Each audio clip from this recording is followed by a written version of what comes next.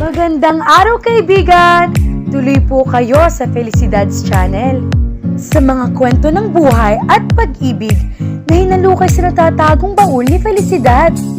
Pero bago po tayo magpatuloy, huwag niyo pong kalilimutan na i-like ang video, i-subscribe ang channel, at i-click ang notification bell para lagi kayong updated sa mga parating pa na upload.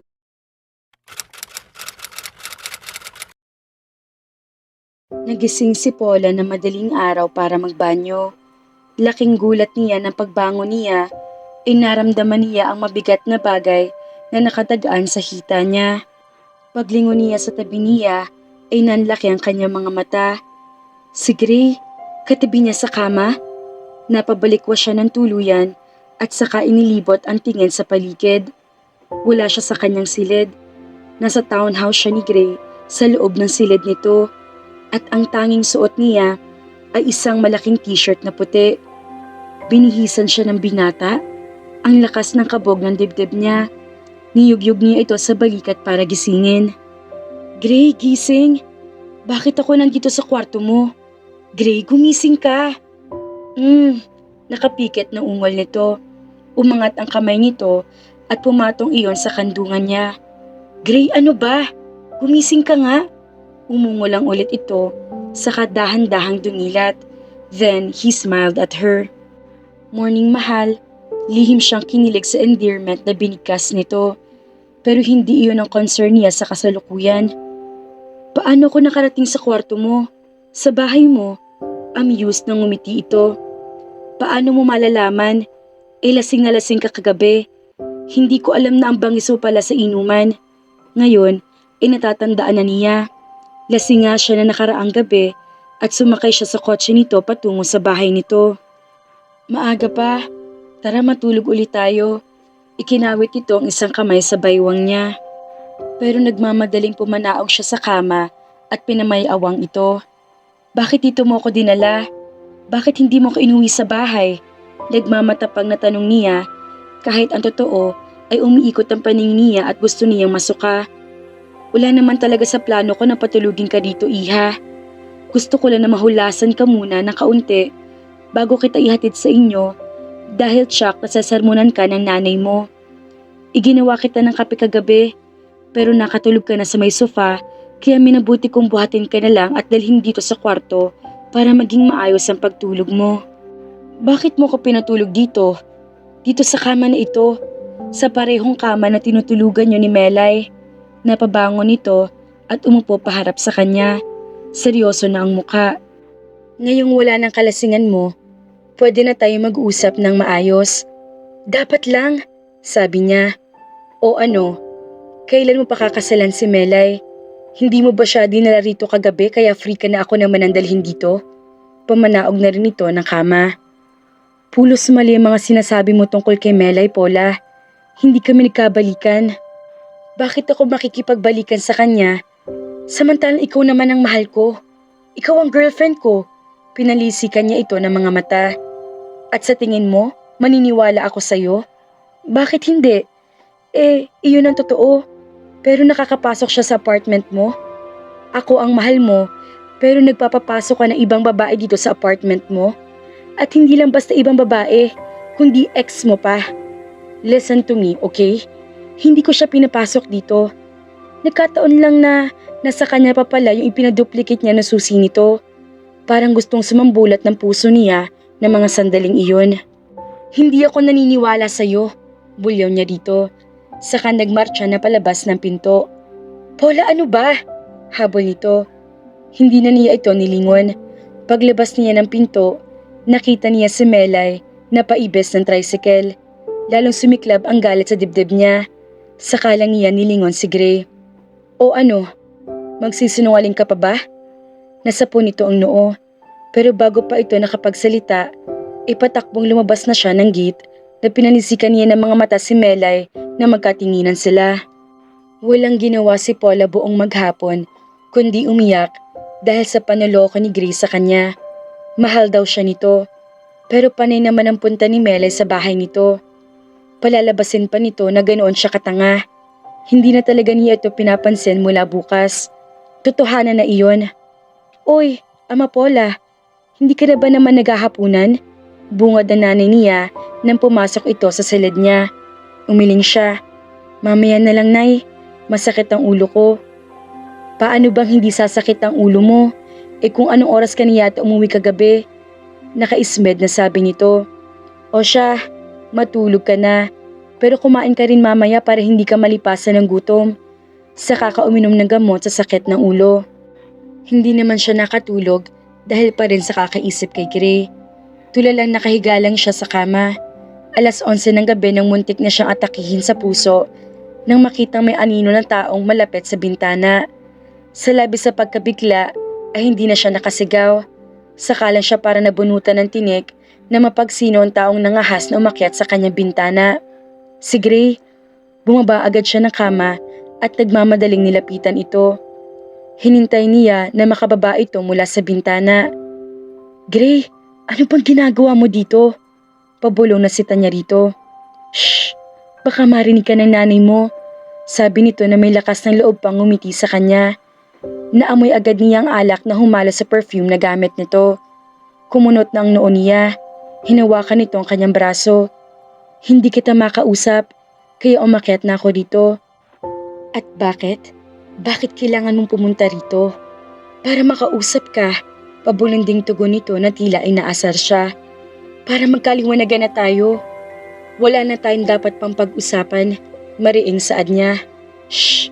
Huwag kang maingay. Gusto mo bang magising ang nanay mo? At mapasukan niya tayo dito?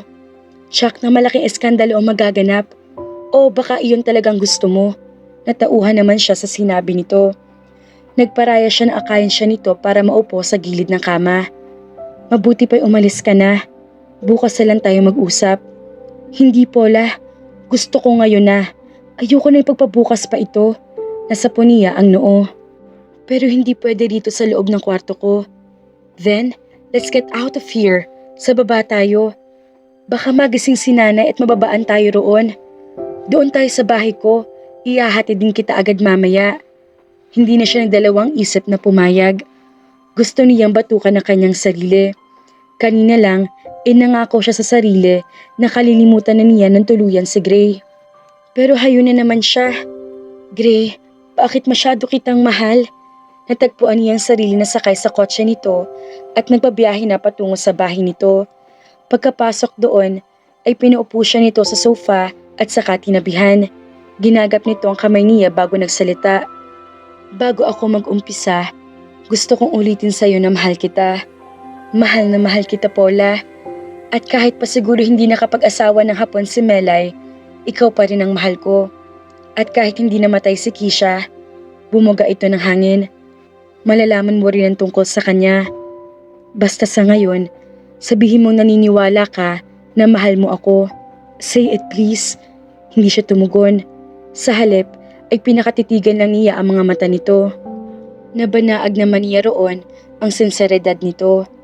Gaya ng sinabi ko kaninang umaga, hindi ko alam na itinago pala ni Melay ang duplicate key ng bahay ko.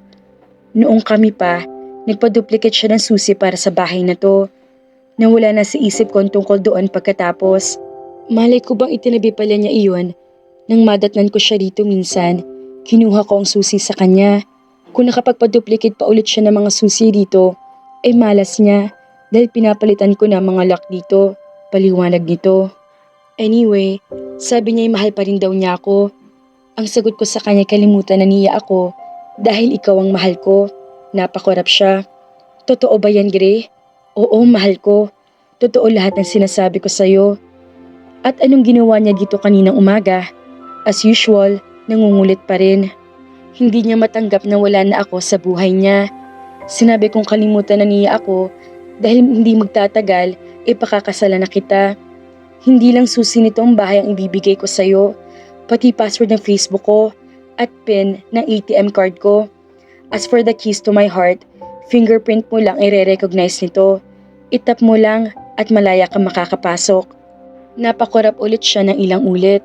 Gusto niya maluha kahit corny ang mga pinagsasabi nito. Seryoso ka ba, Greco? Hindi mo ko ginugood time lang? Seryosin ibibigay ko ang mga susi, pen at password ko? Napakakasalan mo ko. Ninenervyos ang saad niya. Oo naman, Nakangiting wika nito. Napapagod na ako sa awi-bating relasyon natin. Gusto ko na lumagay sa tahimik at ayoko mawalay ka sa buhay ko, Paula. Please, huwag ka na magpunta sa Amerika. Dito ka na lang.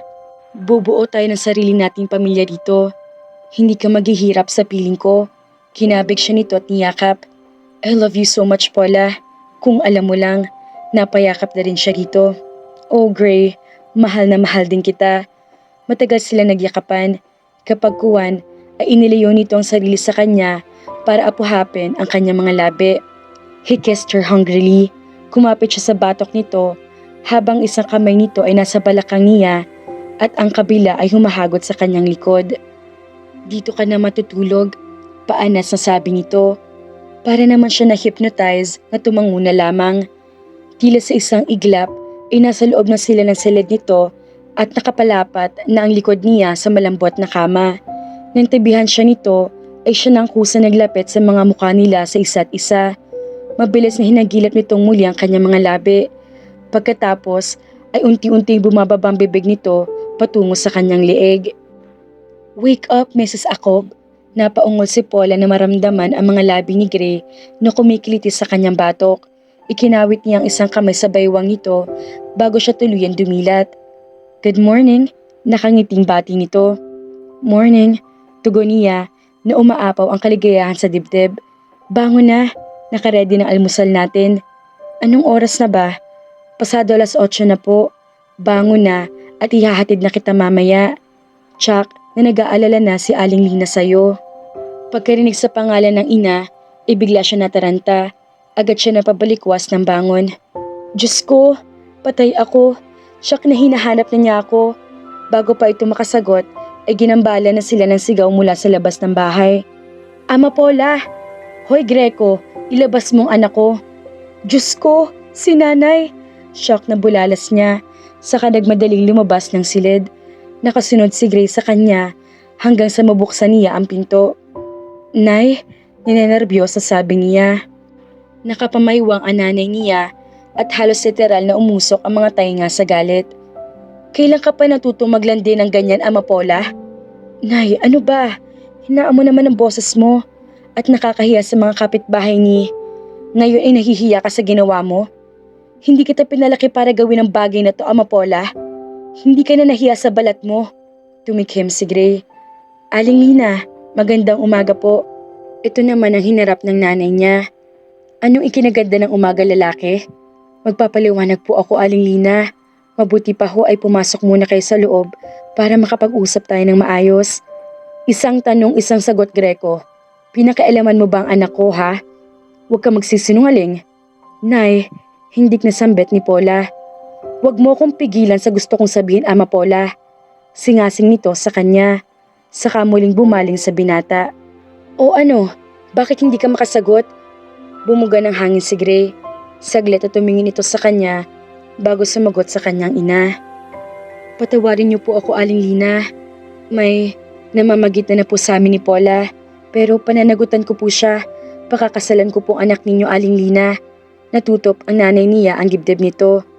Diyos ko, agad naman siyang napalapit sa ina sa pag-aalala na baka himatayin ito.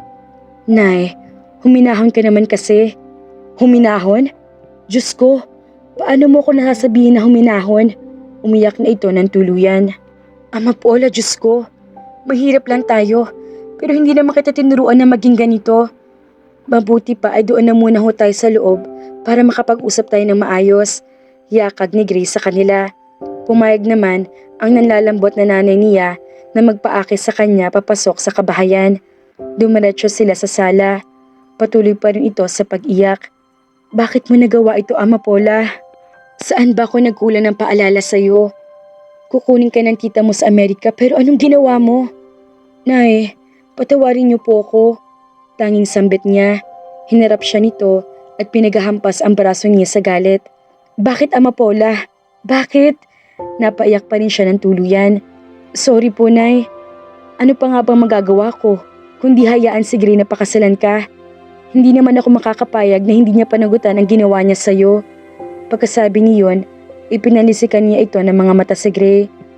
Siguruhin mo lang na sa pagkakataong ito ay matutuloy ng kasal mo at hindi uulan ng bala sa simbahang pagkakasalan ninyo. Gusto ko pang magkaapo. Mukhang magiging ayos na ang lahat, mga kafelisidad. Pero sana naman ay walang bala na umulan.